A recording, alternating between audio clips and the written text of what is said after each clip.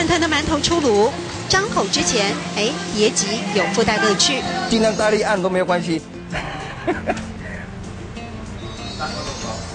对，它照样弹回来。惊人的弹性代表 Q 度带劲，关键在老面发酵，一般化学项目可做不到。以前看到馒头就怕，一般酵母做的比较差的，它会粘牙，然后呢，吃下去之后会胃酸。不良记忆让周英贵决心只做老面生成的馒头，但光是掌握特性就花了2年。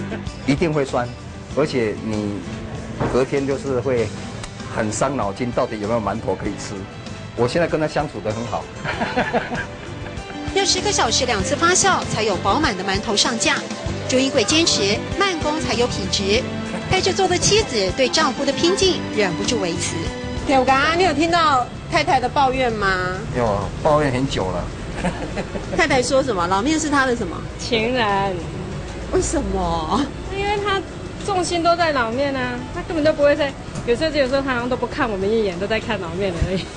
真是用热忱跟老面相处，专心做着自己认为对的事，纯食材不加香料添加物的用心，换来络绎不绝的顾客。